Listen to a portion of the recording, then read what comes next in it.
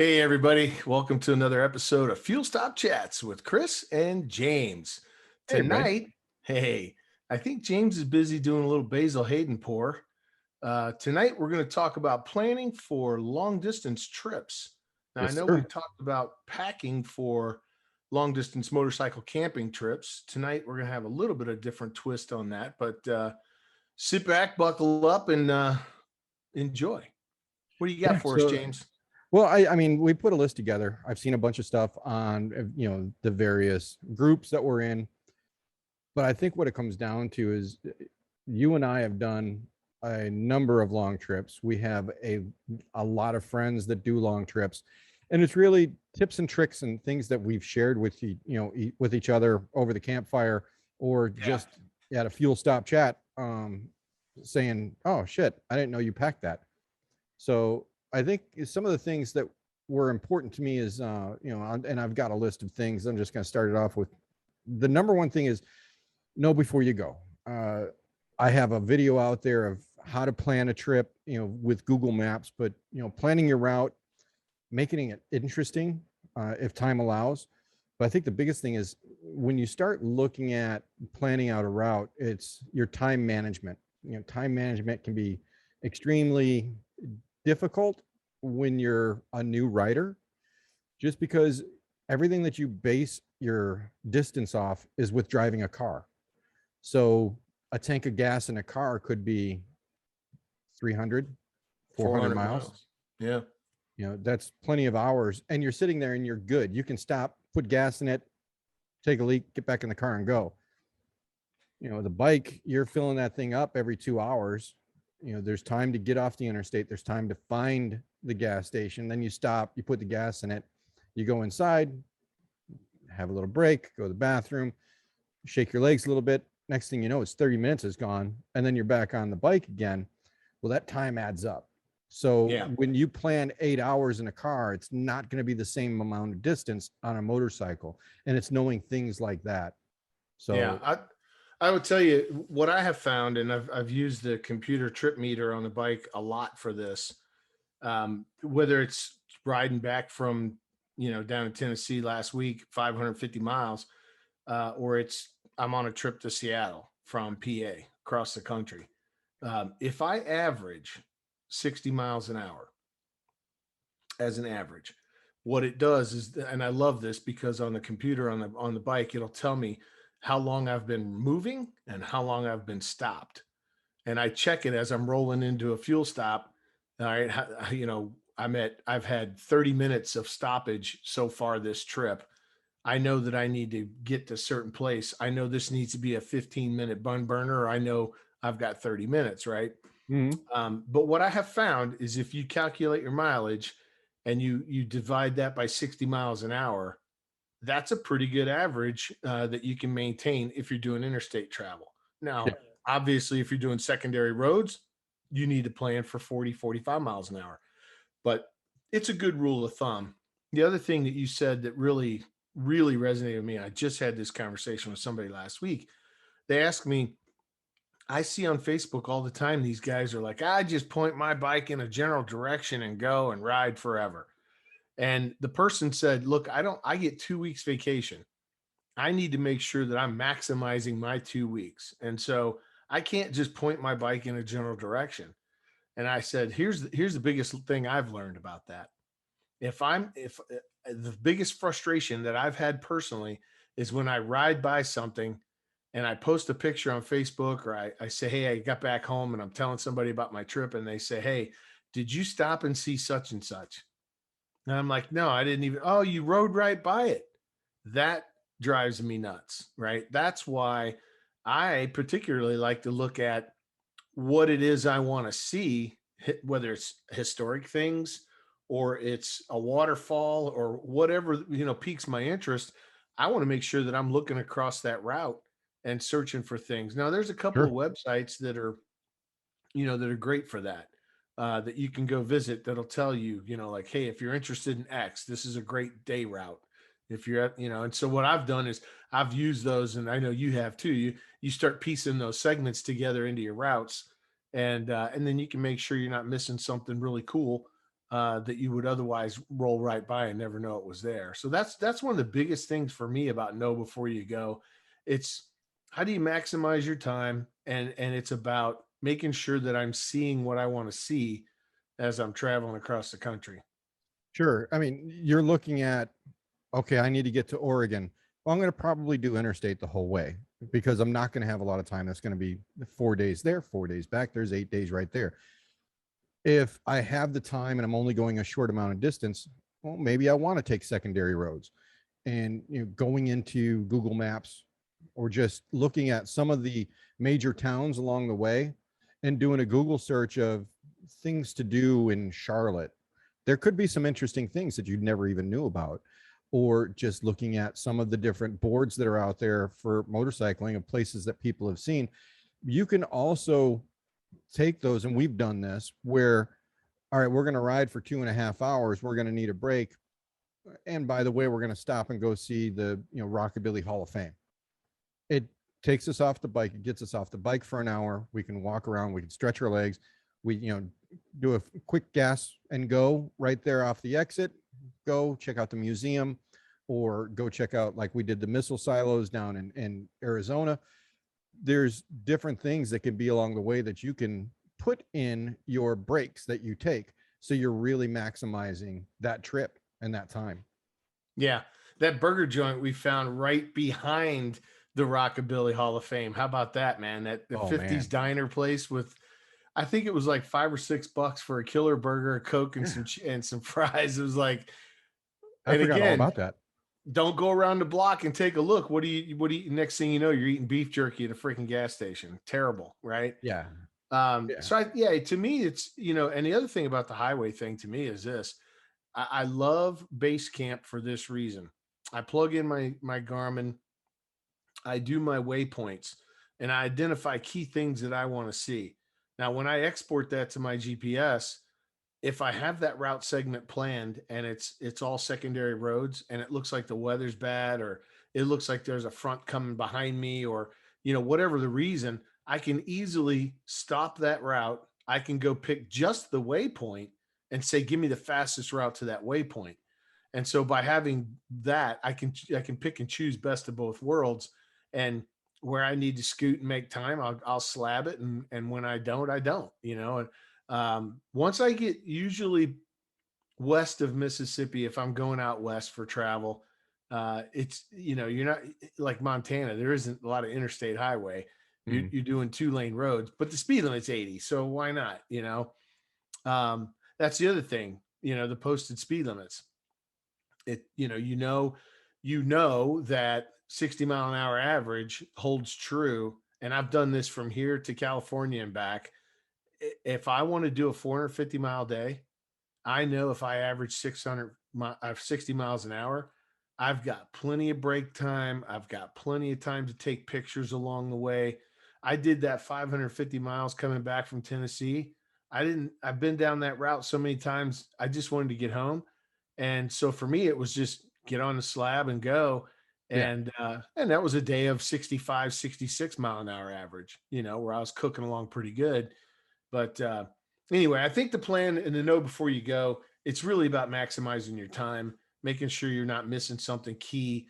If you're going to take the time to go, let's make sure you're seeing the most you can. And there's a lot of ways to do that. So another thing that I see on there is, the packing list. Everybody has a packing list. We've done a podcast on packing list, and Yep. that really comes down to each individual. But if you're new into this, and one of the reasons why we're doing this podcast is, and I'll sort of back up a little bit. A lot of people bought new motorcycles beginning of the year, especially with COVID. They're learning, they're getting out there, they're riding these things, and they're getting into the various Facebook groups or Instagram pages, and they're seeing some of the things that people are doing out there, and now they're getting a niche. And with us rolling into fall, they want to get out and they want to go leaf peeping. They want to go do some distance, but they've never done it before. So Yeah. hopefully this podcast will help with that. And one of the major things in there is your packing list. Pack what you need. So one of the things that I would recommend to somebody is, one, look at how much room you have on a motorcycle. Do you have, like me, I've got, the 3 bags plus a tank bag plus another bag that I set on my back seat. I have room but I know that I can go for many, many, many days with the proper packing. Get your list together, get all of your equipment, put a tarp down, lay it all out and look at it. Really think about it. Go through that packing list with a fine tooth comb, because I guarantee you that first time that you set all your shit out, you're probably only going to need half of it. I would say that definite things I would always take with me: good walking shoes. So if you do stop somewhere and you want to take a tour, you can get out of your boots and put on some gym shoes or some sneakers and go do what you want to do with more comfortable shoes, because we've both figured out riding boots are not usually the best for a long walking tour. One of the other things is I always carry a small toolkit that will match everything that's on my bike. I put an air pump on there. I make sure that I have tire plugs. I carry a roll of toilet paper. You never know when you're going to need that. I've stopped at enough rest stops to where there wasn't toilet paper in there. I carry it in there with me just in case. Yeah. An extra charging cable for your mobile devices. I've been in that situation where I had to buy new charging cables, or just one was flaked out, or I just forgot to bring it. I like to bring an extra pair of gloves in case there's a lot of rain at some point and my hands get all wet. I can switch them out and get dry gloves on, because I don't like my hands getting real itchy and pruny from wet gloves. The other thing that I like to pack on my bike, and if you don't have it, is it's not a battery tender, but it's a jump system. It's like basically it's about this big, and all it is a regular USB battery. You plug it in, you charge it up, but you can plug in alligator clips to it. They sell them on Amazon. They're not that expensive. It is a wonderful peace of mind to have on your bike in the event that you don't turn off some kind of auxiliary light, or your bike battery just up and dies and you're in the middle of nowhere. Especially if you can't push start that bike. This bike is a K1600. It's a big, heavy bike. I've had to push start it before, and luckily somebody helped push me to push start it in second gear. If I was by myself on a gravel road, it'd be impossible. I'd be walking. Yeah. Having that tender or that jump system is one hell of a peace of mind for me. I don't know about you. Yeah. No, I tell you, and you can get them online, or you can get them at, like AutoZone or Pep Boys or Walmart. The one that I have two. I've got every car that I own has one. My diesel truck is a little bit bigger one, but the one I carry on my bike, like you said, it's about maybe just a little bit wider than my cell phone and maybe twice as thick. And what I like about it is if I don't need to use it for a jump start, it's still a great device to use as a USB charger. Serves as both. And and like you said, whether it's you or your riding buddy needing a jump start, it's a great way to do that. I've jump started cars with it. I've jump started other bikes with it. I've charged my phone, my little Bell Bose speaker that I carry with me for camping out. Um, I've put my extra Sena headset in there and charged it while on the bag while I'm going down the road, so that I can switch it out. It's a great piece of kit to have. In my left pannier on my bike, I created a cloth piece to kind of divide that clamshell. And so what never leaves my bike, a little bottle of oil. So I've always got a little bit of oil with me. My rain suit, bottoms and tops, rain gloves, because like you, I can't stand my hands getting all soaking wet. Um, my plug kit, my cycle pump. I love cycle pump. You can drive your car over it. The thing is bulletproof. And there's nothing worse than having a plug kit and not being able to pump your tire up. Yeah. Um, and making sure you have the auxiliary ports that you can power the device, right, to do that kind of work. And that they Um, work.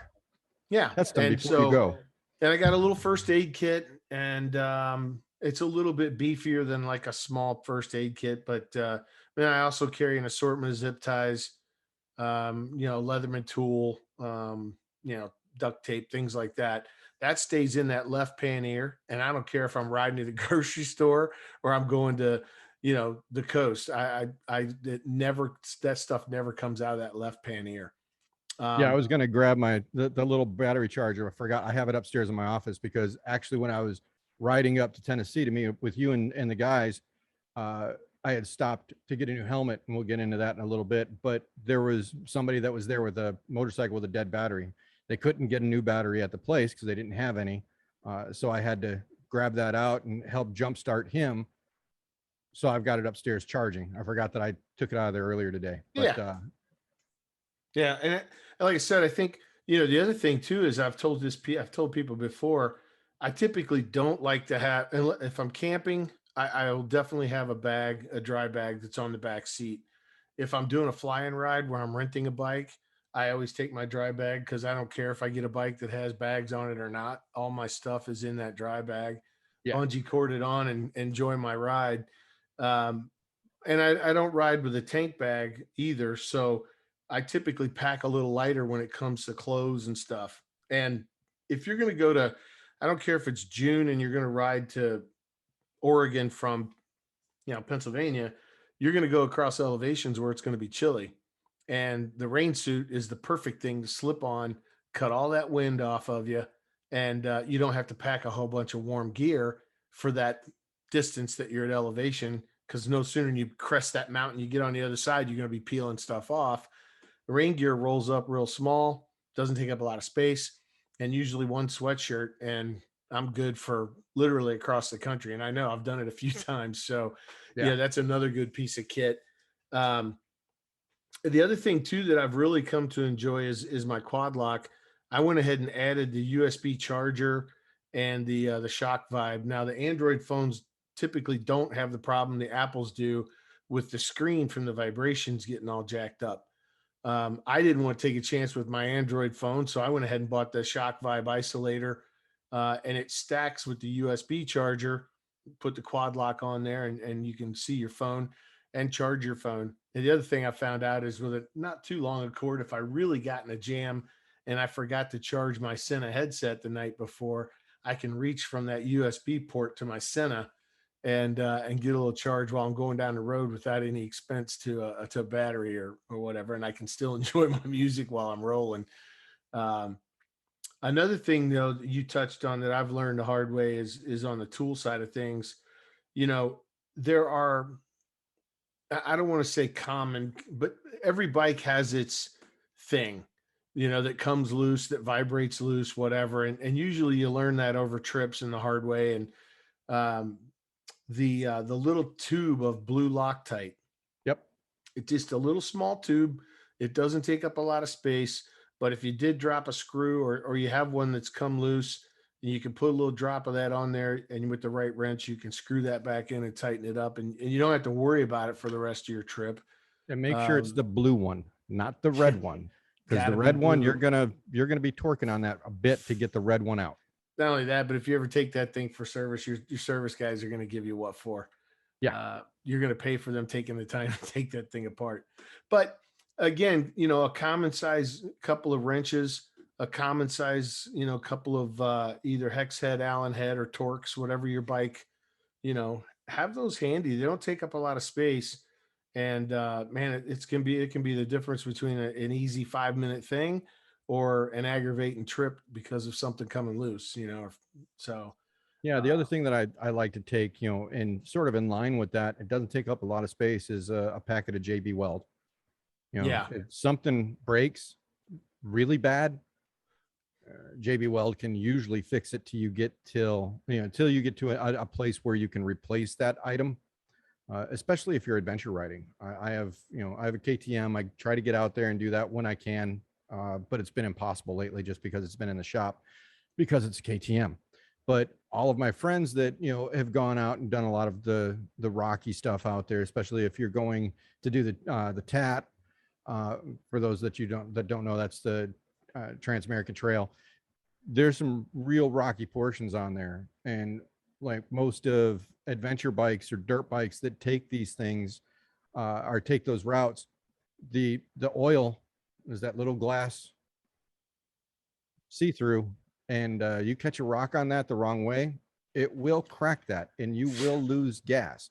But if you can So take a Pepsi can and cut that piece out and stick it in there and JB weld it, it helps, it works, and it there's a holds oil in great because I've done it.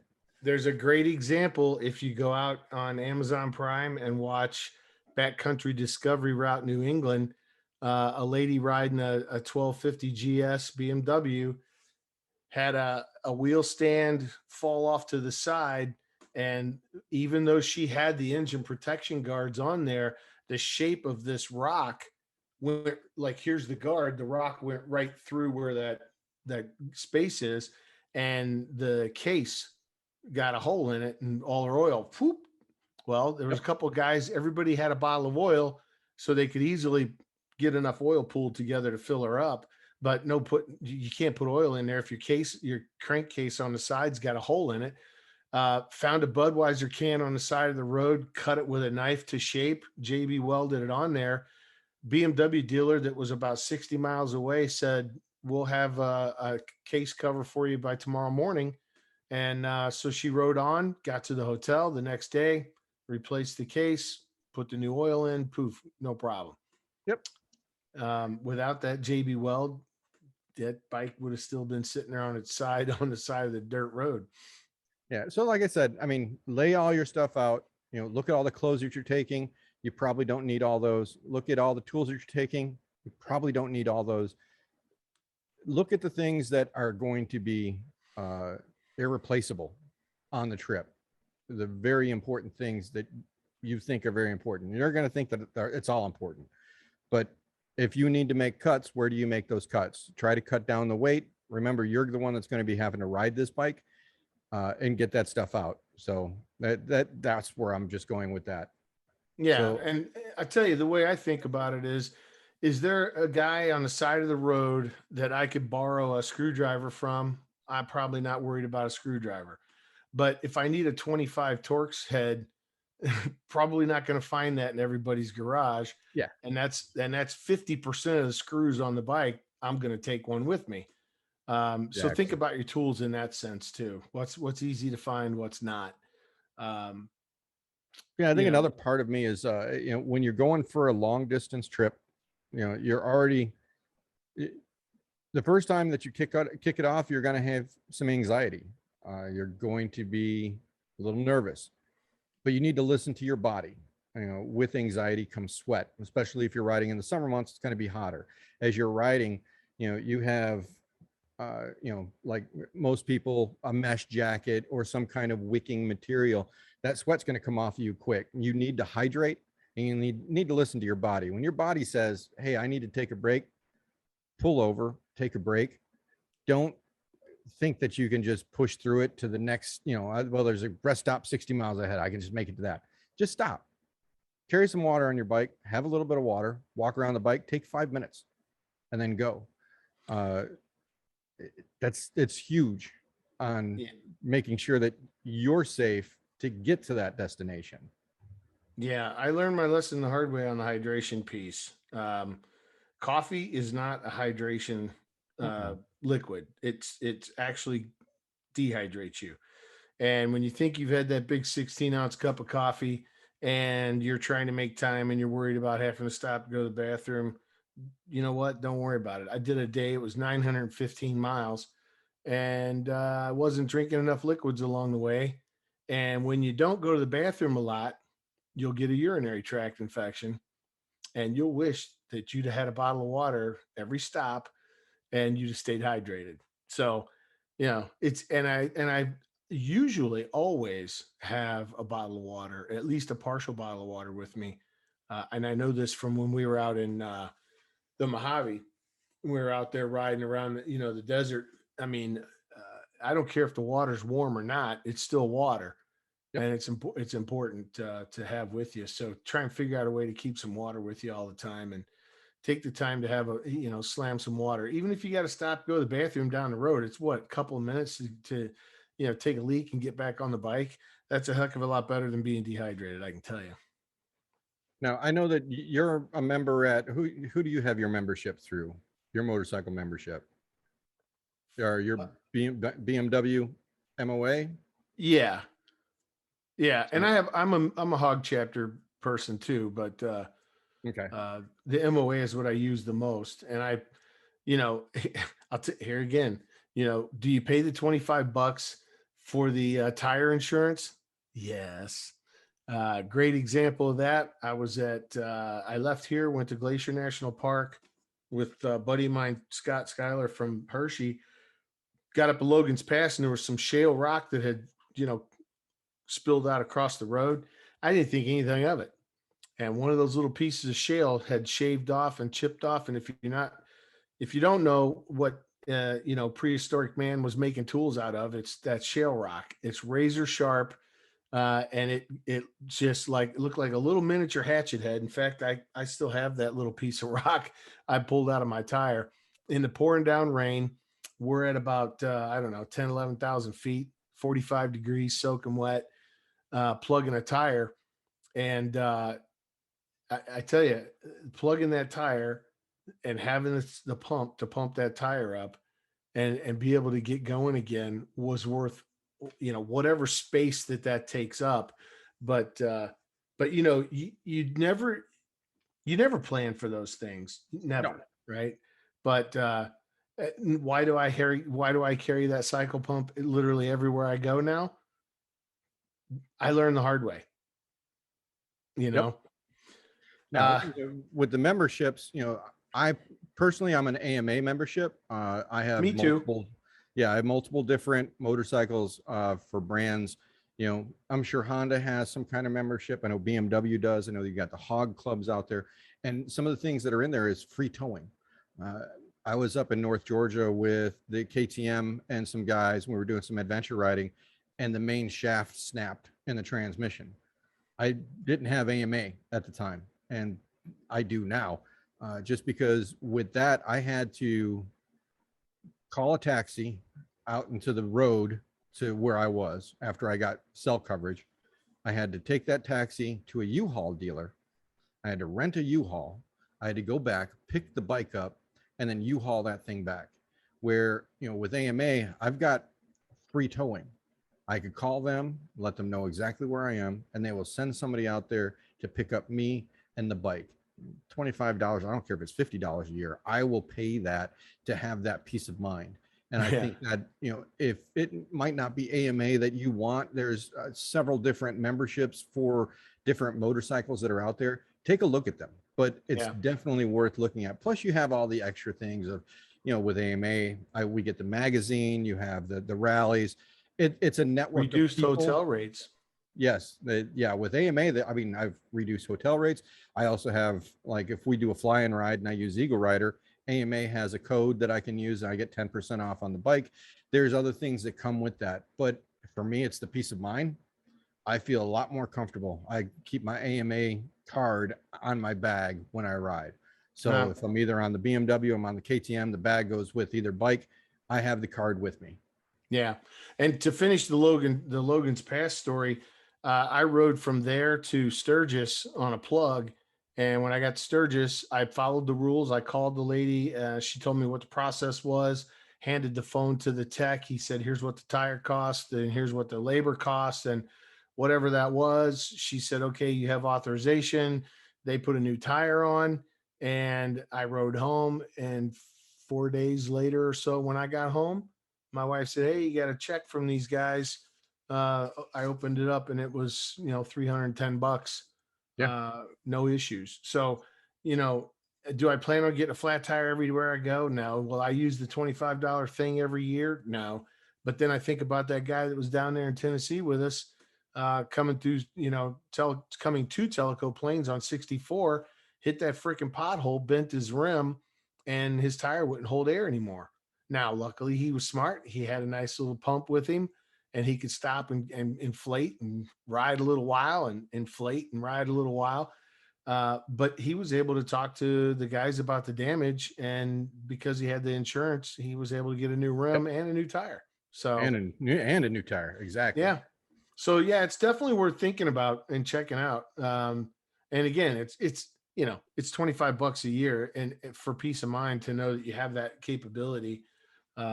On top of the other thing I found with BMW MOA is the option to get the what do you call it? The helicopter ambulance Yeah, service, the medical stuff. medevac.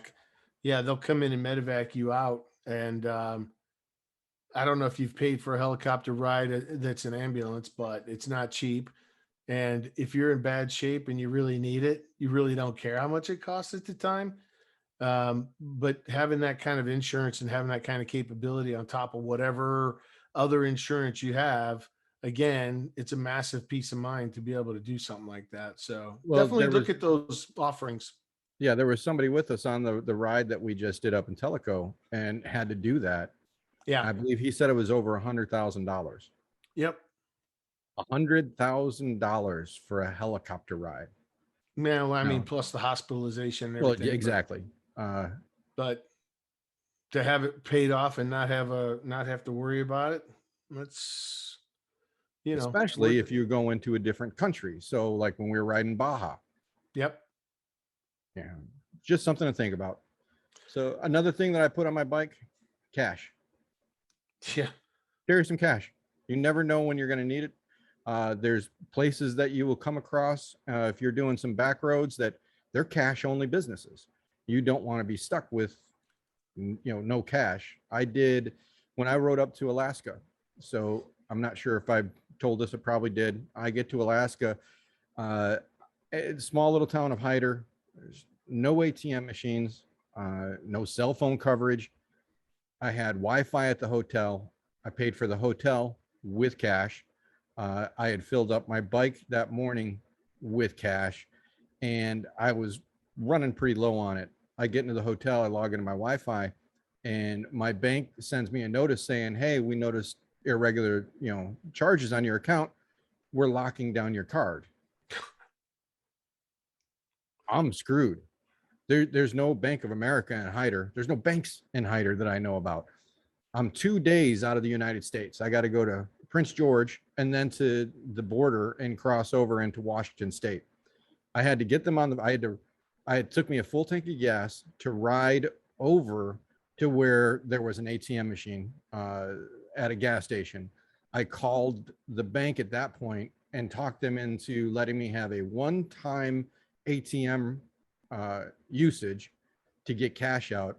I got like $500 out, and it was all in Canadian money, so I had no idea what the what the rate was there. But I just want to make sure that I had enough to get me all the way back.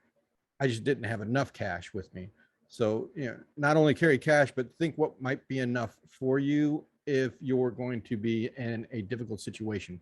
And that's really got me rethinking, when I carry cash in the places that I go to.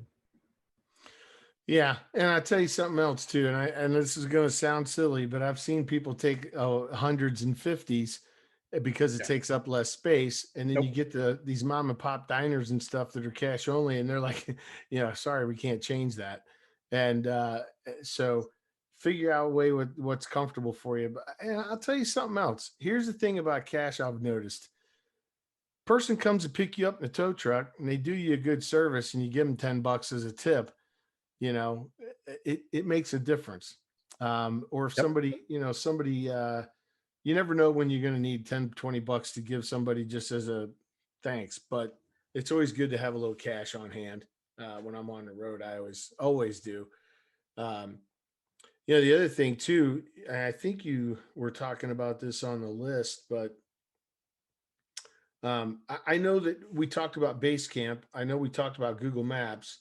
There are other tools out there for route planning. And when we put this up on YouTube, I would put the what is it, rideamerica.com, that has all you The pick the different routes. state, you Yeah. pick the place, yeah. And a couple places like that where you can get really good ideas. Facebook forums are great. I get questions. I see literally every day somebody's like, "Hey, I'm going to take this ride. What should I make a point of seeing?" And they're getting a lot of great free advice from people about, "Hey, here's a cool waterfall you don't want to miss," or "Here's an old building that you want to see," or whatever the case may be. And so those are good avenues to get information as well. Music. Um, I know that there's a lot of debate about whether you listen to music or you don't listen to music on your ride. Uh, I find for me personally, when you were talking about the anxiety stuff, the jitters that you get that the night before and the first day on the road, because you're freaking out about, did I forget something? Do I have my route plan right? Do I have, Sure. and no matter how many times you do this, and by the way, I can tell you, I do it all the time. You still have that, feeling of, did I remember everything? And for Did I me, close the garage? Shit. yeah, for me, a good playlist is pretty important for me to be able to get to that zen quicker. A good set of earplugs that are makes things quiet for you can be less fatiguing, and some nice music, makes the ride, for me, it makes it a little more comfy. Um, Gear makes all the difference in the world for me, and this comes from, let's say, somewhere between 1972 and now, watching the gear evolve, and watching the technology evolve around the gear. The helmets, the boots, the gloves, the pants, and everybody always teases me about, the riding gear and stuff, but I'm gonna tell you, you dress for you and your comfort. And I'm Yep. telling you, when you see some guy in the desert and it's 115 degrees and he's got on a mesh jacket and you're like, "Oh God, that's got to be hot. Don't you sweat in that?" Here's the thing. Yes, when we're stopped, we do sweat. But you know what's interesting? If you don't wear a jacket like that and you're fully exposed to the sun, you're not sweating, and therefore you're not getting the benefit of evaporative cooling, and therefore you're getting hot, right? And you're dehydrating. And so when we wear those jackets like that, and I always tell people, it's like, have you ever been out mowing the lawn and you're pushing the mower and it's hot and it's sweaty, and you walk over under a shade tree and you get a little breeze while you got that sweat on your skin, how much cooler that feels? That's how we feel all the time. That's what I keep trying to explain to people. And the other thing I will tell you, there is nothing worse on the planet than a soggy, sweaty pair of blue jeans. I hear guys all the time talking about, I take this stuff for monkey butt and I take this stuff for my junk staying dry, blah, blah, blah. And it's like, you know what I do? I wear mesh pants. I put my feet on the highway pegs and I stay dry. I get Exactly. airflow. I don't ever have that problem. So think about that, and think about what, again, is what's going to keep you the most comfortable. Because again, long distance riding, it's about enduring over time. And there's nothing worse than, 3 days into it and you've got some personal problems You because got of crotch rash. sweat, Yeah. whatever, right? That's not a fun ride. And then somebody says, "Hey, let's go take this mile hike to go get this picture of this waterfall," and you're Yeah. sitting over here with, again, problems. It's like, you're not going to want to go walk anywhere, right? So another reason why the mesh pants with the airflow makes all the difference in the world, for I want to men. go. Yeah, I want to go back real quick. You were talking about, Google Maps and Basecamp and downloading stuff on your phone, but I also carry an actual paper map with me. I've Oh, got I it have an in. atlas. Yeah. Yeah, I've got a, it's just a fold up map. It's in a Ziploc bag. It's taped to the top of my top case, and it's really a break glass in case of emergency map, so Yeah. you know where I'm going. But a lot of times when we're going on multi-day trips, I will print up the routes that we're taking, or at a minimum the address of where we're going to, in the event that I don't have coverage or my phone dies because the cable jiggled loose and I didn't realize that when I was running GPS on my phone, or listening to, a podcast, or listening to a book on tape, or whatever it may be, that if your phone dies, most people are sort of screwed because they really base everything around that. And if, just as a backup, Not me. I, yeah, exactly. But I, I keep the paper map with me. Well, I Um, tell you what, you just touched on something else that you and I do all the time. We share those GPX files. yes. And so there's always two of us that have all the maps and all the directions. And I'll even go so far as to get on Google and do the offline map download for the state or states or region along the route, so that whether I have coverage, cell coverage or not, I can at least pull that map up and get a general sense of direction. I'm, we were talking about the phone thing. My phone, a lot of times if I'm out, especially out west, I just put it in airplane mode because I don't use it for anything other than taking pictures. Yeah. And that's why I'm always real picky to buy, what phone has the best camera. Everybody's like, that the most important? It's the most important thing to me. I love taking great pictures and having those memories of, like this right here. This is Yep. a 2 foot That by was 6 foot picture, the Valley of Fire. The one that's like right here, you can't really see, but just the side of it. That's the Salt bike out Flats. on Yeah. the Salt Flats in Salt Lake City. And then this picture here was out in Montana coming back home 2 years ago. The phone's everything. So conserve the battery, put it in airplane mode. If you don't have a nice USB charge capability, Mhm. yet, and then if you don't have the offline map capability, if you're in a group, which we don't typically ride in groups more than maybe six is probably the Yeah. most. 6 is most. um, but definitely we've done a lot of trips with 3 and 4. Share the directions and share the maps. You never know when, I may have an interest in a picture and they say, well, I'm not, so I'll catch you next. Okay, no problem. I know how to get there. Take off. But Um, like you were just talking about riding in groups. I saw somebody had posted something today where older guy. I think he had a big gold wing, and he was looking at doing his first long distance trip with a buddy of his. And his yeah, buddy wanted to have set locations, make hotel reservations, and have everything planned out. And this guy wasn't sure if he was going to be able to make those distances. If you're going to ride with somebody, one, make sure that there's somebody that you want to ride with and you're going to be reliant upon that person for multiple days. You're going to see that person at the end of the ride. Are you going to want to be around that person? I like riding by myself. I like riding with a select few people.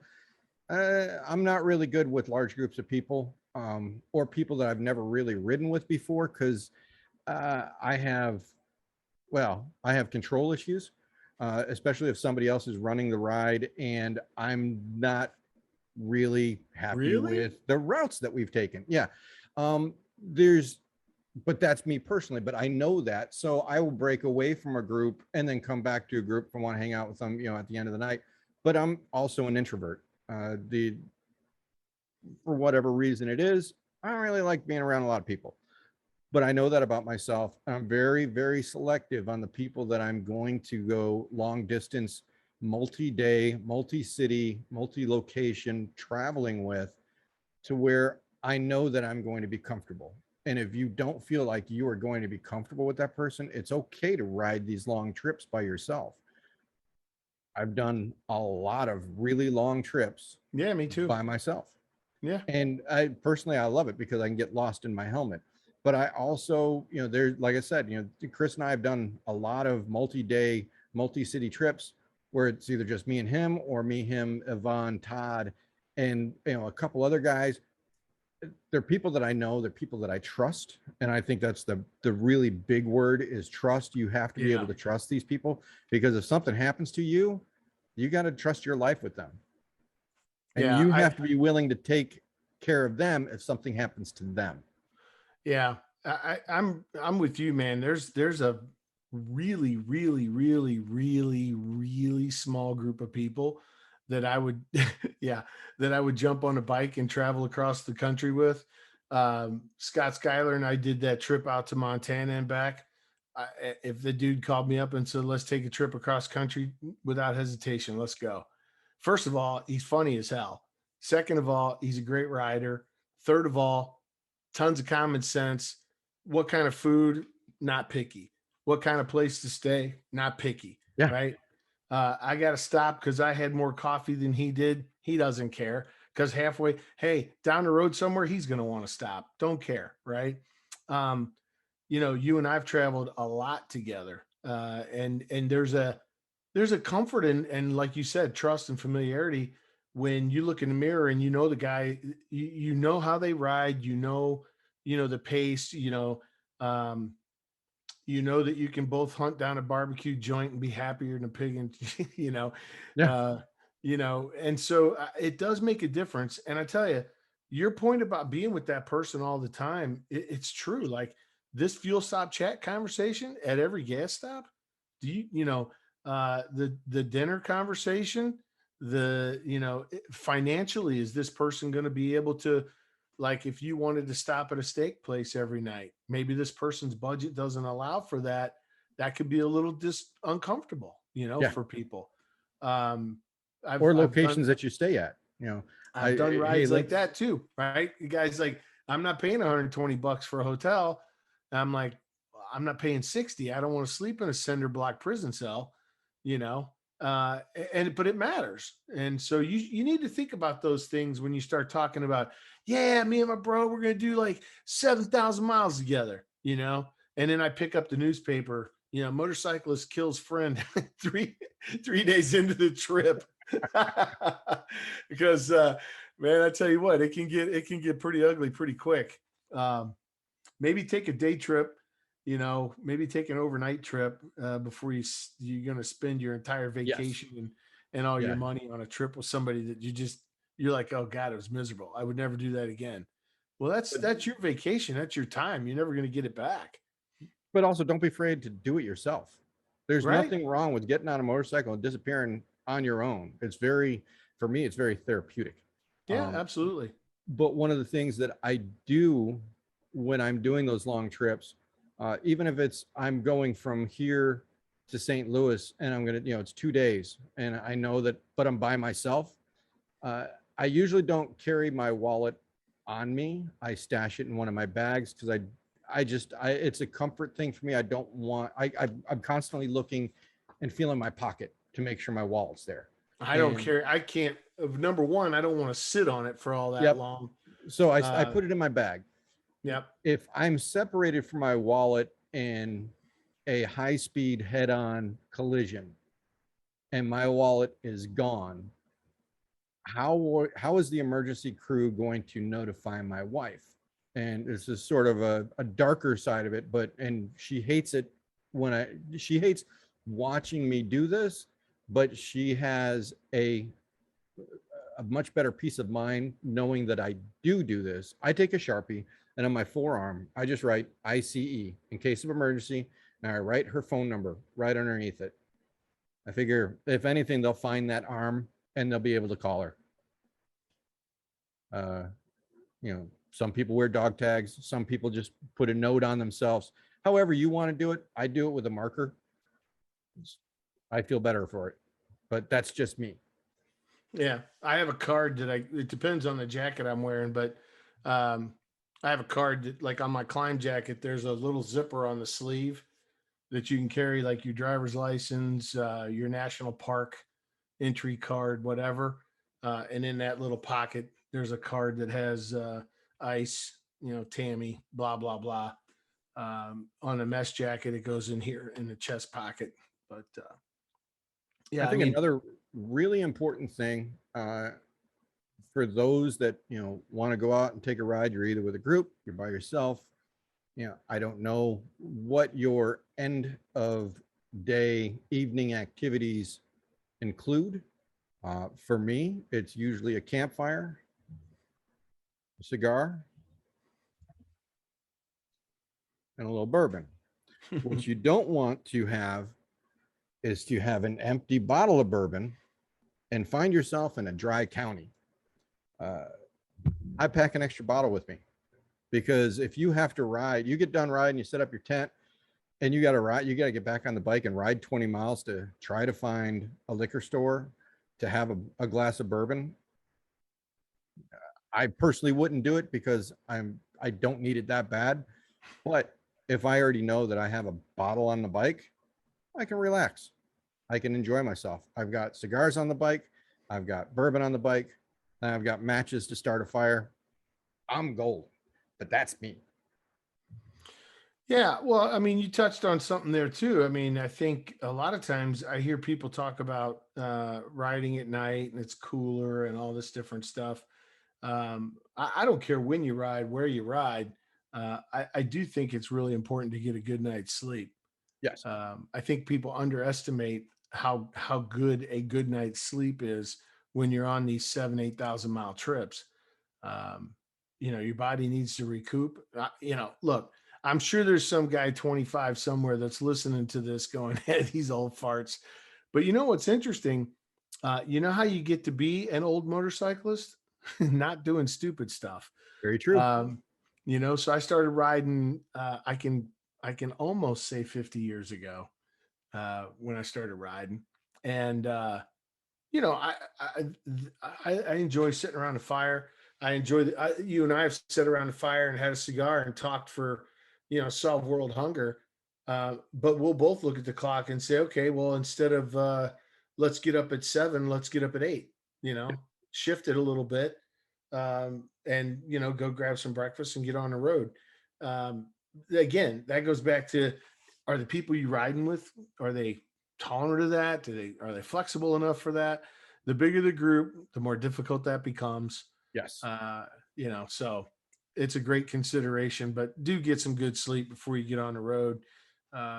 You have mental acuity responsibilities that you don't have in a car, or that you could be a little bit lazy in a car and get away with it. On a bike, not so much. So Yeah, I think the last thing for me is when you're planning out your trip and you're looking at your distances, like I said, take into consideration that you're going to be stopping more, just for the gas economy side of it, that you have to stop because you're not going to be able to do the same on a distance that you do in a car. So as you're riding, keep in mind that you're more acute to the road and the surroundings. Your mind is being used more. It's more mentally taxing to ride a motorcycle and be cognizant of the traffic around you, watching for animals to jump out in the middle of the road, watching for people to jump out in the middle of the road. But as the day prolongs, your mind is going to get more tired. And you compound that with looking at dusk, and you're trying to push yourself to get to a certain distance because you booked a hotel that's 700 miles away, and there's no way that you were going to be able to make that distance because it was just taking you too long. It's getting dark out. This is when the animals come out. You're going to see deer on the side of the road. You're going to see raccoons on the side of the road. Those animals that you see on the road that are dead usually got hit by a truck the night before when it's dark out. So you're mentally exhausted, you're physically exhausted, you're just tired, you're wanting to get off the motorcycle. You don't have the awareness that you should have when it's light out, or when you should be riding in a shorter amount of time in a shorter window. I try not to ride at night. I know that I've pushed us on some, group rides where just because we dragged ass with everybody flying in and getting in late and then sitting around, catching up over lunch because we did a fly-in ride, and I haven't seen Rosenbalt for, over a year, and I know that it's going to take him at least 3 hours to tell me one story that probably isn't true anyway. But those breaks get really long, and the next thing you know, it's nighttime, and you're trying to get somewhere, and you're on the California coast, and it's foggy, and you can't see, and it's pitch black out. You don't know where you're at. You've never ridden there before, and you're trying to find some hotel in the middle of freaking nowhere with no idea where it's at. Keep that in mind. Ragged Point. Rough ride from LA, man. That was a tough night. It got cold as hell too. With the sea mist, with that sea layer mist coming in. I tell you, the fatigue thing, and I tell people a lot of times, they'll say, well, how many miles a day? And I hate saying it depends, but it really does depend. I'll give you a great example. Tellico Plains, western part of North Carolina, eastern part of Tennessee, North Georgia. Every road was like the tail of the dragon. Yes. Very physical riding, a lot of turns, and a lot of, talk about mental acuity and staying alert. But when you do 300 miles a day of riding like that, you're freaking tired when you get done at the end of the day. So Hmm. okay, so we average 250 miles a day, 300 miles a day for 3 or 4 days, and then you jump on the bike and you got 550 to get home. Yeah, it's like 550 on a slab is completely different from 300 in that very physical, technical riding kind of stuff, all day long. So enjoy both, right? But plan accordingly. Like I know looking at the road, I can tell you at a quick glance now. I've done it so many times. I can put up something on a map and I can go, okay, that's a 300-mile day. This is a 600-mile day, you know, and that's why I like to average 450 miles a day. That's my average because I know there's going to be a 250-mile day, then there's going to be a 700-mile day, right? It Yep. depends. And so build segments accordingly, and allocate your time so that you're not pressed for time. You are able to enjoy a good meal. You're able to take the pictures and enjoy the ride, and you're not feeling so exhausted and beat up and not having fun with it the next day. Yeah, and to close out this discussion on this, that's the biggest thing is just take your time, enjoy your ride. Don't push it too hard. You'll eventually get there. Just It is make not a sure that you team get it sport. safely. Yeah, it's not a race. It's your vacation. It's your time. It's your ride. And that's one of the things I told that guy that was asking about, riding with a buddy that wanted to go somewhere. And it's something that we've talked about. Unless you're paying for my motorcycle, my gas, my lodging, my food, and paying me an hourly rate for my Yeah. time, Yeah. it's my ride. It's not yours. Yeah. So it's your ride. Do what you are comfortable with. And that's the biggest thing. Yeah. It's definitely not a team sport, man. And like I said, it takes a special kind of person to jump on a bike with me and go across the country, uh, for that very reason. I've ridden with people that I didn't have fun with, uh, and it's time you never get back in your life. So, be super selective, be picky, and, ride your ride. But hopefully, a couple of these tips along the way made sense. Hopefully, there's some value picked up. We can always share more tips and tricks. I'm sure we've not Oh, covered anywhere near close to yeah, all of them, but exactly. really enjoyed the conversation. And again, James and I spend a lot of time together on the road, so uh, we really, really have a routine together when we ride, and we definitely enjoy the long trips together. You're lucky and blessed in life if you find somebody you can ride with like that. Oh, thank you, sir. Thank you very much. I appreciate that. It's Uh, true. so,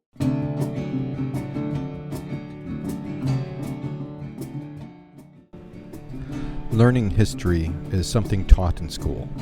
Experiencing history is a right seldom exercised. Either experiencing the American Civil War by walking its battlefields and touching the soil where blood was shed, or experiencing musical history from the studios where the lyrical touchstone was created and recorded, the textile of history should be experienced firsthand. Participants in this journey should be riding a motorcycle from historical location to historical location so that the environment can wash through them in the open air.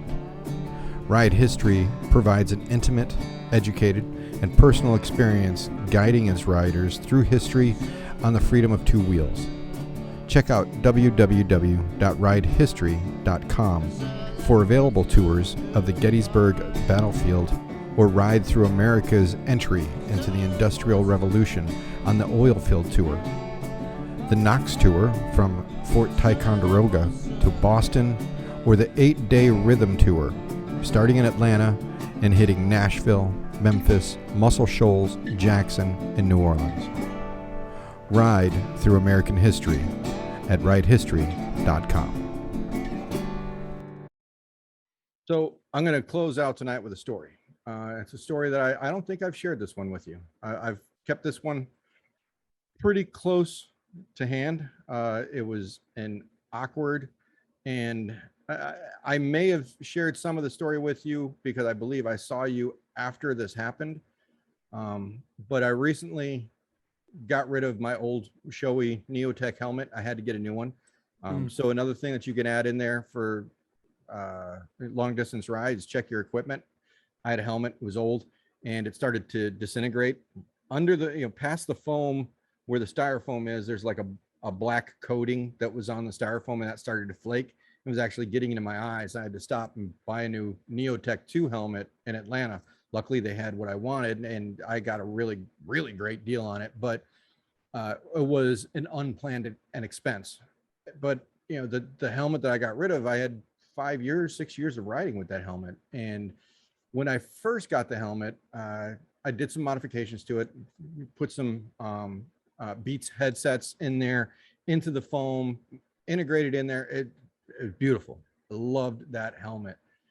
And I was on a ride. I was going from Tampa to St. Louis, and that was the trip that we took up and around. I think The that well, UP. no, it was to Chicago. It was for a meeting in Chicago. I But was going in to any say, because case, you met me at my dad's when we had this leadership yeah, meeting in St. Louis. yeah, and it might have been in St. Louis. I don't remember, but I do remember this. I left on a Sunday. I went up to my friend Matt's house, and I stayed with him and his family for the night because Monday was a travel day. So I knew I could get from Montgomery, Alabama to St. Louis, no problem.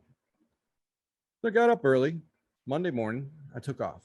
I got just outside of Huntsville, the north side of Huntsville, and I knew I needed to stop for gas. Wanted to have coffee, a candy bar, or breakfast. I pulled in, saw the gas station, and behind the gas station, I saw some picnic tables. So I was like, perfect. This is going to be great. Filled up.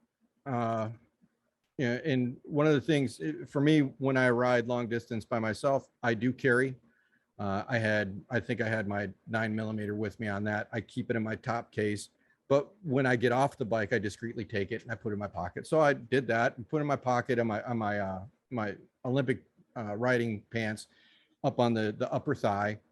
And I went in, I got a Starbucks coffee, 5 Hour Energy, probably a 100,000 grand bar, because usually that is my go-to breakfast when I'm riding. So got the bike, went out back, sat down on the picnic bench, took all my gear off, loosened up my pants, just relaxed. I wanted to take a little time, got a cigar. I went through my email for the morning, enjoying my cigar, finished my little iced coffee thing. There were some trucks over to the side, and the sun caught my eye as the door opened on one of the cabs, and I looked over, and it was a passenger door, which I thought was sort of weird. And then what I would describe as an Alabama lot lizard slid out of the door, stumbled a little bit, caught herself, shut the door. I will preface this by saying anybody that has to put themselves in that kind of situation to get by, I have compassion and true pity that your life is taking you into this direction. And for the people that take advantage of the people that have to put themselves in that situation, shame on you. But I saw her get out of the truck, and I was texting my wife, and I just told her, I was like, shit. Hopefully she doesn't come over here. And I'm watching her, and she's sort of walking. She's got like a t-shirt on, what I would call a road guard vest, because I was in the Army. It was like a reflective vest, and pants, like jeans, and no shoes. And she keeps pulling up her pants. They do not fit her. And she's slowly making her way to me. And I'm thinking, oh God, please, no, just walk another direction, go to another truck, something. No, she stops at the third picnic bench, so 3 away from me. I'm just sort of staying on my phone and watching, and she's just sitting there. And she gets up and she goes over to where this like a butt pile was, and she goes through all the cigarette butts, pulls a few out, and comes back to the table next to me. Yeah, slowly making her way to me. I'm smoking my cigar. She gets up from that table and she comes to the end of the table, and she's just standing there, the end of the table. Now I'm facing like this, sitting on the edge of the table lengthwise, and she's at the end. And she's just sort of standing there. And I noticed that as I'm blowing out the smoke with my cigar, it's going straight to her, and she's just taking it in for all it's worth.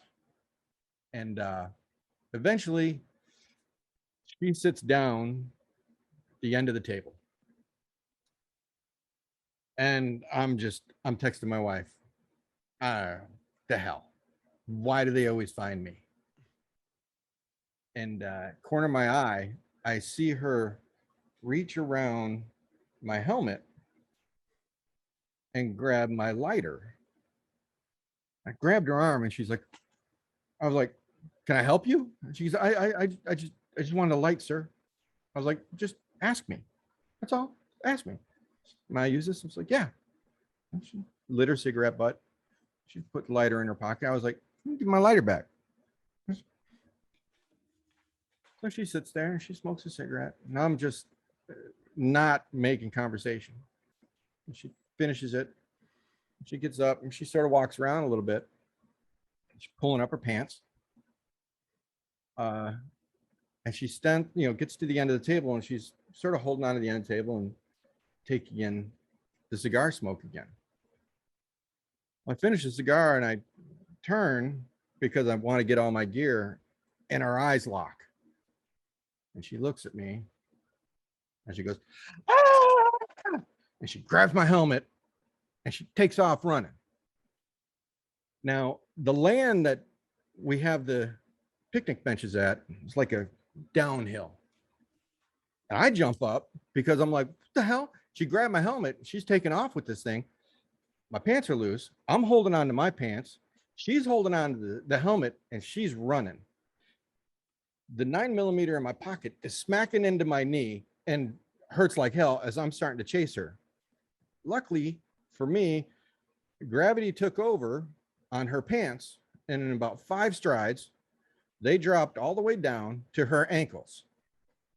And it's a vision I really can't get out of my head. Because have you ever seen like a 90-year-old man butt ass naked? The saggy, white, lily white ass. I know it's bad. It's real bad. That's what it looked like. But it was covered in like prepubescent 13-year-old acne. It was disgusting. Absolutely disgusting.